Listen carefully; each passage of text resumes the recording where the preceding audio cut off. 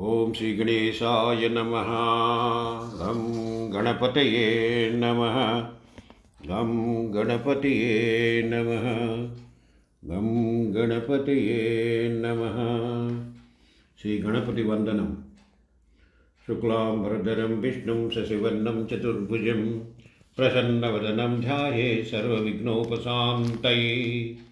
अगजाननपद्मार्कं गजाननमहर्निशम् अनेकदं तं भक्तानाम् एकदन्तम् उपास्महे। गजाननं भूतगणादिसेवितं कपित्थजम्बूफलचारुभक्षणम् उमासुतं शोकविनाशकारकं नमामि विघ्नेश्वरपादपङ्कजम्।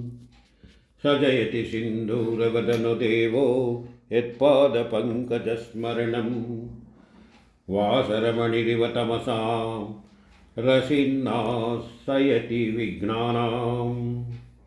सुमुखश्च दन्तश्च कपिलो गजकर्णकः लम्बोदरश्च विकटो विघ्ननाशो विनायकः।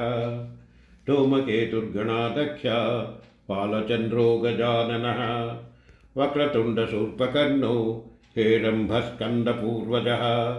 षोडशैतानि नामानि यः पठे शृणुयादपि विद्यारम्भे विवाहे च प्रवेशे निर्गमे तथा संग्रामे संकटे चैव विघ्नस्तस्य न जायते।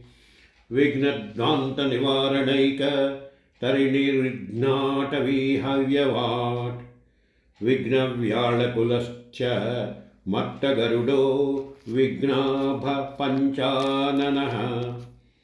विघ्नोत्तुङ्गगिरिप्रभेदन पवत्तिघ्नब्धि कुम्भोद्भवो विघ्नघाघौ घनप्रचण्डपवनो विघ्नेश्वर पातु माम्। इति श्री गणपतिवन्दनम्।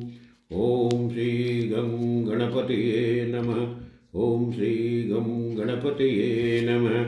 ॐ श्री गं गणपतये नमः।